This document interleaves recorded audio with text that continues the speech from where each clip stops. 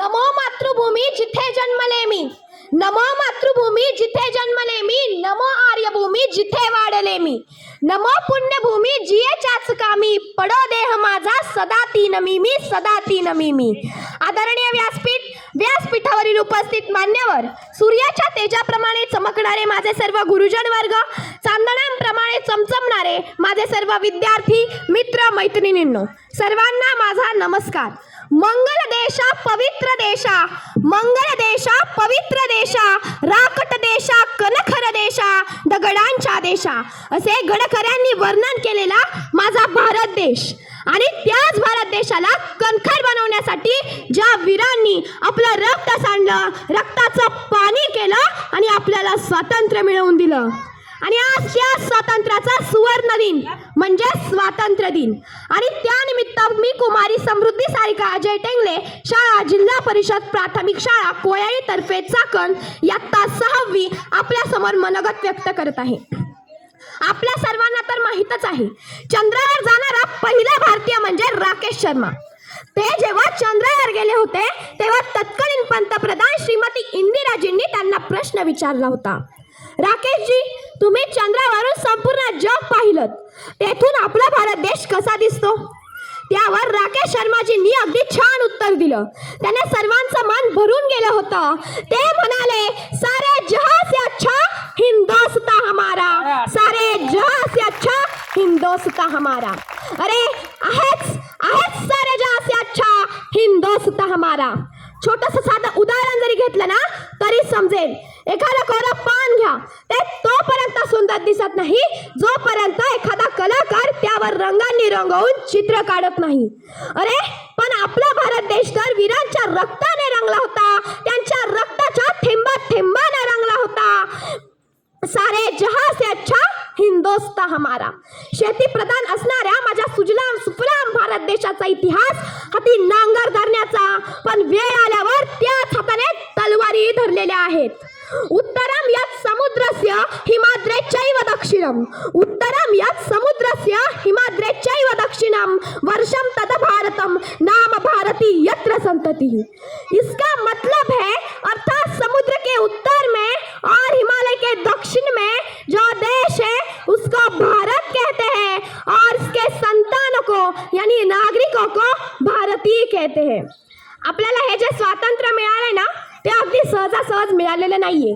त्यासाठी वंदनीय मंगल पांडे, भगतसिंग, राजगुरू, सुखदेव, सुभाषचंद्र बोस, चंद्रशेखर आझाद, वीर सावरकर, डॉक्टर बाबासाहेब आंबेडकर, राणी लक्ष्मीबाई अशा कितीतरी वीरांनी आपल्या प्राणाचं बलिदान दिलं, या देशासाठी आपलं रक्त सांडलं. अशा महावीरांना, देशभक्तांना मी नमन करते. कवि गोपाल प्रसाद व्यास कहते हैं, कवि गोपाल प्रसाद व्यास कहते हैं, वह खून कहो किस मतलब का जिनसे उबाल का नाम नहीं, वह खून कहो किस मतलब का जिनसे उबाल का नाम नहीं, वह खून कहो किस मतलब का आस के देश के काम नहीं, वह खून कहो किस मतलब का जिसने जीवन न रवानी है, वह परवश होकर बहता है, वह खून नहीं वो पानी है. उसी दिन लोगों ने खून की कीमत पहचानी थी, जिस दिन सुभाष ने वर्मा में मांगी उनसे कुर्बानी थी, मांगी उनसे कुर्बानी थी.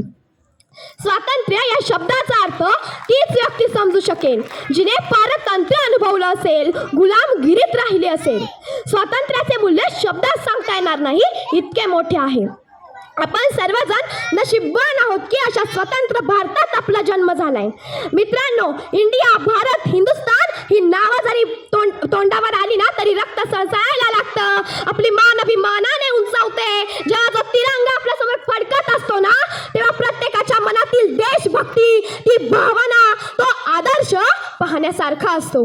ही देशभक्ती, ही राष्ट्रभक्ती म्हणजे नक्की काय आहे?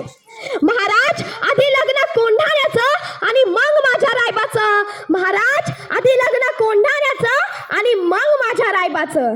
जेव्हा तानाजी मालुसरे छत्रपती शिवाजी महाराजांचे स्वराज्य स्थापनेचे स्वप्न स्वतःच्या खांद्यावर उचलतात, ती एक खरी देशभक्ती. जेव्हा जमशेदजी टाटा देशातील रोजगार निर्माण करण्यासाठी स्वतःची सर्व संपत्ती समर्पित करतात, ती एक खरी देशभक्ती. किसी ने खूब कहा है कि किसी ने खूब कहा है कि हम अपने जान के दुश्मन को भी अपनी जान कहते हैं, कि हम अपने जान के दुश्मन को भी अपनी जान कहते हैं। मोहब्बत के इस मिट्टी को हिंदुस्तान कहते हैं, मोहब्बत के इस मिट्टी को हिंदुस्तान कहते हैं। आपल्या भारताला सोन्याची चिडिया म्हटलं जायचं का बरं? कारण आपल्या भारतासारखा समृद्ध शेतीप्रधान कृषीप्रधान देश तर त्या काळी नव्हता. म्हणून इंग्रजांना भारतातून पावलं बाहेर टाकण्यासाठी खूप त्रास झाला असावा. 1857ला चालू झालेला हा स्वतंत्र संग्राम, स्वातंत्र्य यज्ञ शेवटी 15 ऑगस्ट 1947 रोजी शांत झाला. आपला भारत देश स्वतंत्र झाला. आपले सौभाग्य आहे की अशा सुंदर सुजलाम सुफलाम भारतात आपला जन्म झालाय आणि सर्वजण गुण्या गोविंदाने राहत आहेत.